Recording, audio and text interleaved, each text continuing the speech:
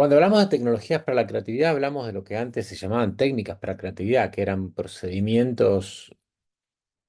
y conjuntos de instrucciones que servían para generar nuevas ideas o para eh, fusionar ideas entre sí. En general, la verdad que las técnicas de creatividad durante mucho tiempo fueron técnicas para la generación de nuevas ideas y para la generación de muchas ideas. Después, con el tiempo, hubo más técnicas para converger, técnicas para seleccionar ideas que hay, y hay bastantes, pero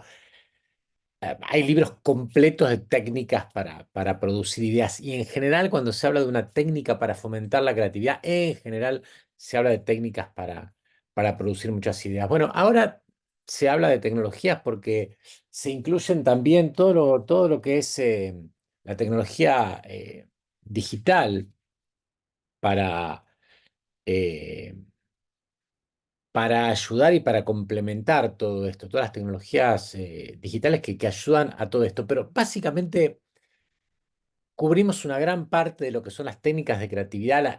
técnicas de creatividad son procedimientos para producir deliberadamente resultados creativos. Esta es una definición que tiene que ver con esto, con saber producir creatividad de manera deliberada, que tiene que ver tanto con procedimientos cognitivos, y cómo pensar, cómo dirigir nuestro pensamiento, pero también con cuestiones actitudinales, es decir,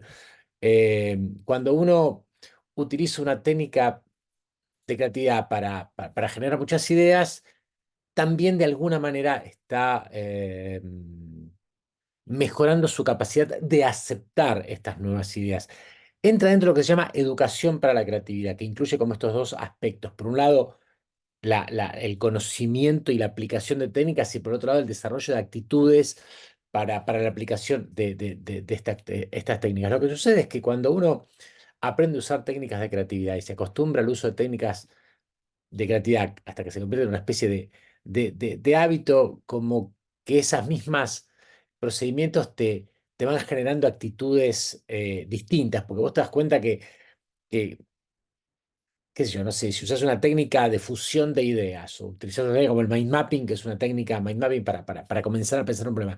cuando lo empezás a usar y te resulta, y vos notás que produce resultados, eso genera como una intención mucho más optimista con respecto al uso de técnicas y con respecto a la aparición de nuevas ideas. O sea, vos te acostumbrás a que las ideas realmente aparecen si uno las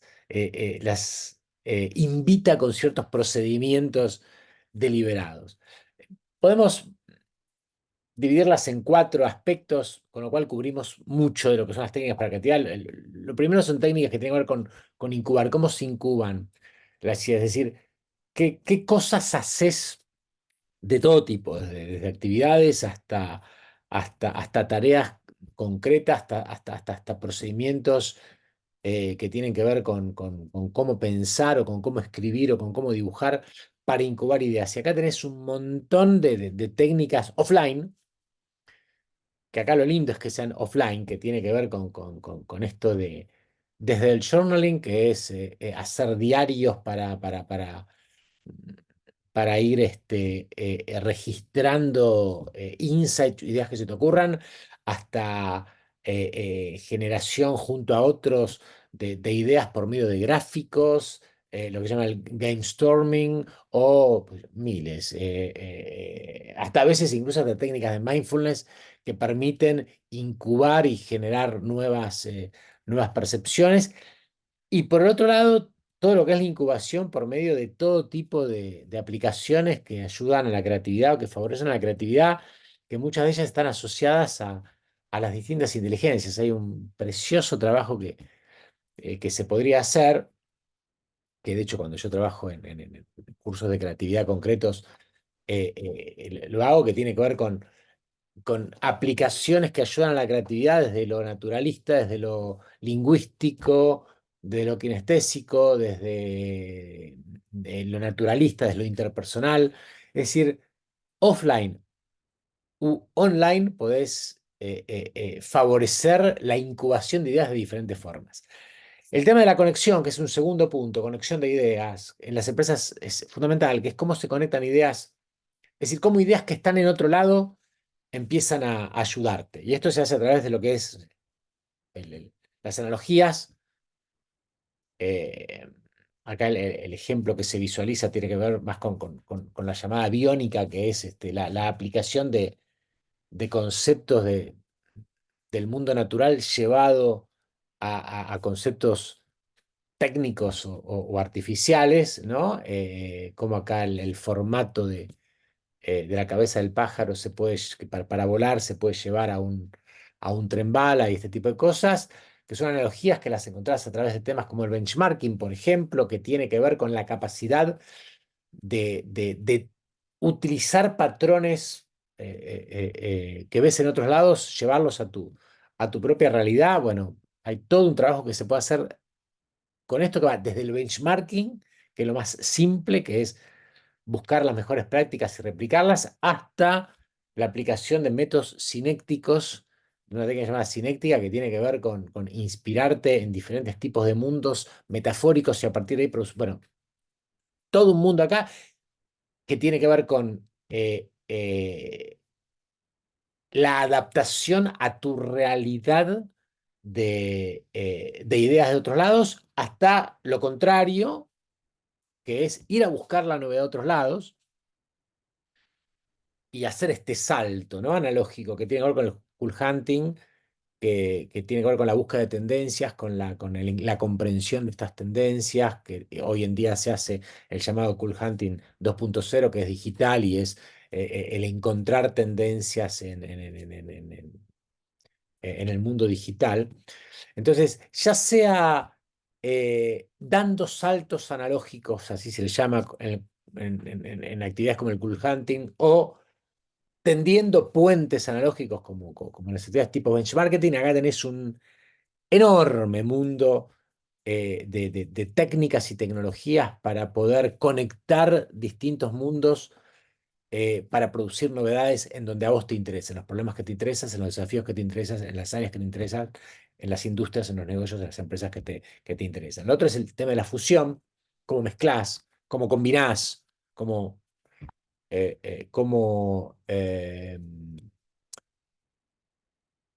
encontrás solución a partir de integrar ideas y todo esto se usa muchísimo hay millones de técnicas en el mundo industrial, por ejemplo, que tienen que ver con estas técnicas nacieron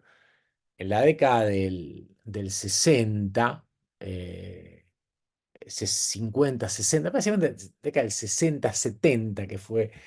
las 1960, 1970, que fueron las décadas donde los ingenieros, donde el mundo de la ingeniería empezó a meterse en el mundo de la creatividad con las llamadas matrices morfológicas, que esta es una imagen de la película Apolo 13, donde en un momento dado en la nave espacial tienen un problema y lo tienen que resolver. Ahí en Houston tenemos un problema, ¿no? Entonces en la mesa de trabajo de Houston dice, bueno, tráiganme todo lo que hay arriba de la nave, de donde sea, papeles, resortes, todo lo que ellos tienen que usan para cualquier cosa, todo, ropa, todo, y lo ponen en la mesa. Bueno, ahora, con todo esto, mézclenlos de maneras diferentes y busquen una solución para resolver tal problema de esta válvula. Y los tipos, bueno, la resuelven produciendo mezclas deliberadas que de otra manera no se hubieran mezclado. Esto es, porque esto surge del concepto de disociación, con B larga, disociación, que es un término acuñado por el filósofo Arthur Koestler en el siglo pasado, que plantea que en realidad los resultados creativos son productos de fusionar cosas que antes no estaban fusionadas. Entonces, a partir de este concepto se empezaron a generar montones de técnicas que tienen que ver con esto. A ver, trae todo lo que tengas, ¿no? ¿Querés hacer una nueva receta de cocina? Bueno, trae todo lo que tengas en tu casa para comer o que pueda estar vinculado con la comida y mezclémoslo y vayamos buscando deliberadamente ideas, mezclando cosas que no se te ocurriría a vos mezclar, porque si las mezclas, porque te propusiste mezclarlas. Es más, las mezclas metodológicamente es como una matriz. Primero esto con esto, después esto con esto, después esto con esto, con esto. Bueno, y así se logran diferentes cosas. Bueno, hay millones de técnicas. Imagínense esto sumado a la aplicación de la tecnología, se encuentran millones de cuestiones. Todo lo que tiene que ver con la metacognición, suena raro, pero es el hecho de pensar en cómo pensamos. La base de esto está en el pensamiento lateral, ¿no? El pensamiento lateral es eso, es una técnica metacognitiva que tiene que ver con entender cómo pensás las cosas